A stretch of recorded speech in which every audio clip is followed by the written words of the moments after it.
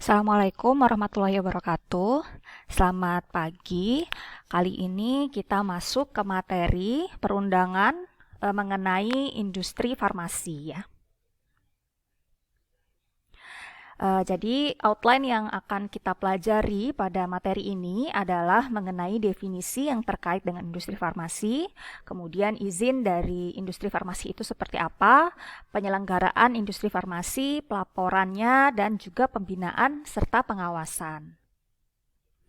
Oke, industri farmasi menurut Peraturan Menteri Kesehatan itu merupakan badan usaha yang memiliki izin dari Menteri Kesehatan untuk melakukan kegiatan pembuatan obat atau bahan obat. Ya, jadi industri farmasi ini yang dibuat itu tidak hanya obatnya, melainkan bahan obat juga dibuat. Kemudian pembuatan obat itu merupakan seluruh tahapan kegiatan dalam menghasilkan obat, meliputi pengadaan bahan awal dan bahan pengemas, produksinya, kemudian pengemasan, pengawasan mutu, dan pemastian mutu sampai diperoleh obat untuk didistribusikan. Kemudian ada juga istilah pharmacovigilance, ini juga dilakukan di industri ya, jadi tidak hanya di rumah sakit. Ini adalah kegiatan mengenai pendeteksian, penilaian, pemahaman, dan juga pencegahan efek samping atau masalah-masalah lain terkait dengan penggunaan obat. Kalau kita lihat sebenarnya penggunaan obat ini mungkin lebih dekat dengan hilir ya, sebelum obat itu diberikan kepada pasien atau konsumen. Akan tetapi industri tetap harus melakukan pharmacovigilance ini ya. Oke, untuk mendirikan industri farmasi, jadi tentunya butuh izin ya. Jadi tidak bisa tidak memiliki izin kemudian melakukan produksi, itu tidak boleh. Nah, apa syarat-syarat untuk memperoleh industri farmasi? Tentunya yang pertama adalah dia harus berbadan usaha ya, sesuai dengan definisinya tadi. Nah, badan usahanya ini berupa perseroan terbatas biasanya. Kemudian memiliki rencana investasi dan kegiatan pembuatan obat, memiliki NPWP, kemudian memiliki paling tidak secara tetap itu 3 orang apoteker warga negara Indonesia, di mana ketiga apoteker ini seperti yang sudah saya sampaikan di pertemuan sebelumnya ya, apotekernya ini ditempatkan di produksi, kemudian di quality control ataupun quality assurance ya. Untuk apoteker di R&D atau di tempat-tempat lain ya, misalnya boleh tidak ada 4 atau 5 apoteker, sangat boleh ya. Ini sangat tergantung dengan kemampuan dari industrinya begitu. Akan tetapi yang paling sedikit itu ada 3. Kemudian komisaris dan direksi itu tidak pernah terlibat baik secara langsung ataupun tidak langsung dalam pelanggaran peraturan perundang-undangan di bidang kefarmasian.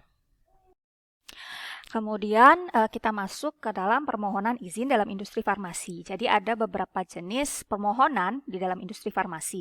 Yang pertama, jadi sebelum mengajukan izin industri itu ada namanya persetujuan prinsip. Di mana ini nanti kita akan bahas di next slide ya. Jadi tapi intinya persetujuan prinsip ini diberikan kepada pelaku usaha yang sudah memperoleh persetujuan rencana induk pembangunan atau RIP dari kepala Badan POM ya. Jadi setelah nanti ada dapat RIP baru dia bisa mendapatkan persetujuan prinsip dari Menteri Kesehatan. Kemudian izin industri farmasi ini diberikan kalau dia sudah melaksanakan persetujuan prinsip tadi. Kemudian ada perubahan izin kalau ada beberapa perubahan ya, diantaranya kalau ada perubahan kapasitas produksi, fasilitas, kemudian lokasi. Jadi kalau dia pindah, industrinya pindah itu harus mengajukan izin lagi ya. Kemudian ada perubahan penanggung jawab, dalam hal ini apotekernya ya. Kemudian kalau ada perubahan nama industri. Lalu ada perpanjangan izin ya, ini terkait dengan kalau ada kendala yang berkaitan dengan sarana produksi. Berikutnya adalah alur persetujuan prinsip tadi ya.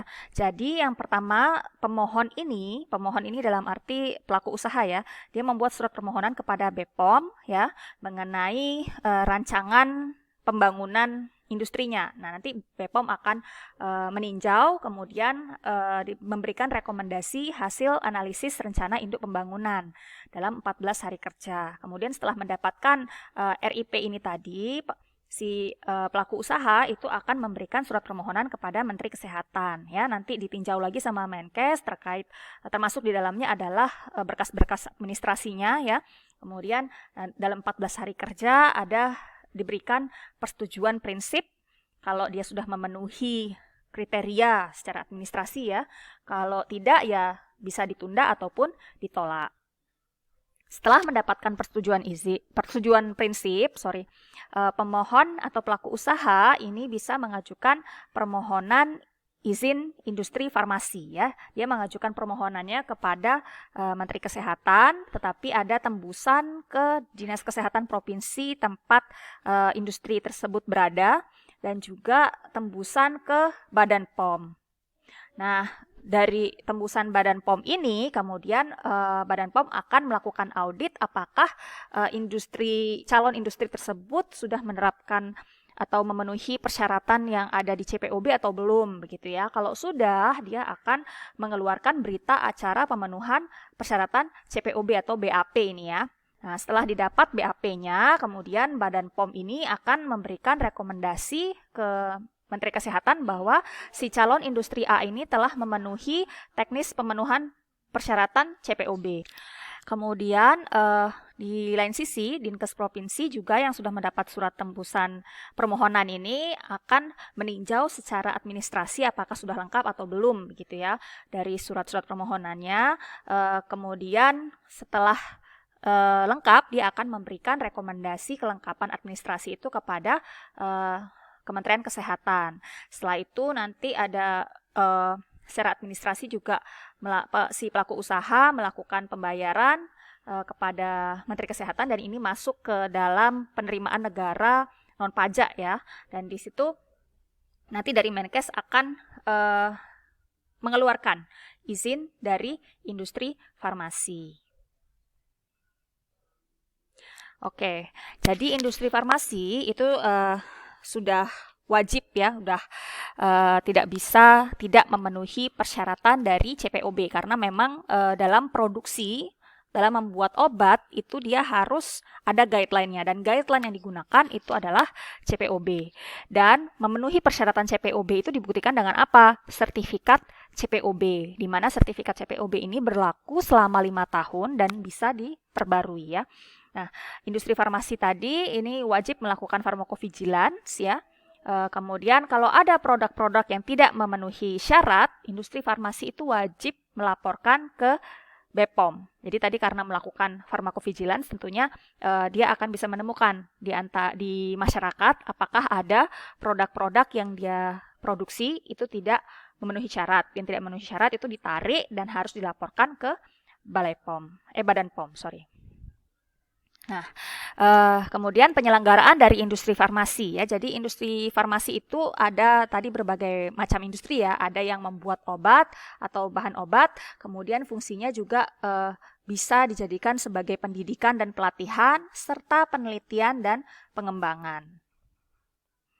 Kemudian industri farmasi itu juga sebenarnya bisa membuat obat secara kontrak kepada industri farmasi lain yang telah menerapkan CPOB. Jadi misalnya dia tidak memiliki alatnya begitu ya, atau kapasitas produksinya tidak sampai sesuai dengan apa yang dia targetkan, dia bisa kontrak dengan industri farmasi lain, tetapi industri farmasi lain itu harus telah menerapkan CPOB ya. Di mana industri farmasi lain yang memberikan kontrak itu wajib memiliki izin dari industri farmasi yang paling sedikit satu fasilitas produksi sediaan itu telah memenuhi persyaratan CPOB ya. Kemudian industri farmasi pemberi kontrak dan industri farmasi penerima kontrak itu bertanggung jawab terhadap keamanan, khasiat, dan mutu obat. Jadi sama-sama bertanggung jawab ya di sini. Jadi tidak hanya melimpahkan semuanya kepada yang melakukan produksi begitu.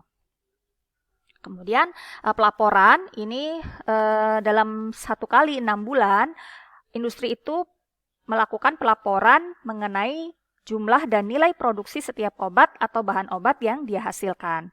Dalam 1 kali setahun itu ada laporan tahunan produksi dan pemasaran juga.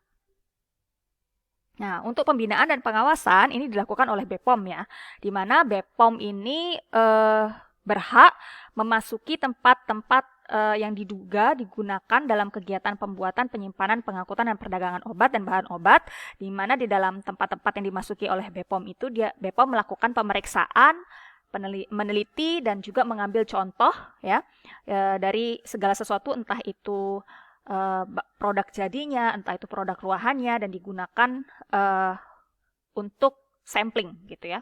Kemudian BPOM juga membuka dan meneliti kemasan obat dan bahan obat, kemudian memeriksa dokumen mengenai kegiatan produksi tadi ya, dimulai dari pembuatan, penyimpanan, pengangkutan, dan perdagangan obat ataupun bahan obat, termasuk menggandakan atau mengutip keterangan tersebut. Jadi tidak hanya produknya yang dia periksa, tetapi dokumennya juga diperiksa. Kemudian BPOM juga harus mengambil foto dari seluruh atau sebagian dari fasilitas maupun peralatan yang digunakan untuk pembuatan, penyimpanan, pengangkutan, dan juga perdagangan obat maupun bahan obat di industri tersebut. Ya, jadi BPOM ini mengawasinya dengan bentuk seperti ini. Kemudian untuk sanksi administratif, biasanya kalau ada permasalahan di dalam industri, itu industrinya bisa terkena sanksi administratif, di mana sanksinya itu bisa berupa peringatan tertulis atau larangan mengedarkan untuk sementara waktu, ya, atau penarikan kembali obatnya, ya. Kalau obatnya tidak memenuhi standar, kemudian ada perintah pemusnahan obat juga kalau obat itu tidak memenuhi standar. Kemudian bisa juga penghentian sementara kegiatan, pembekuan izin industri farmasi, atau bahkan pencabutan izin dari industri farmasi.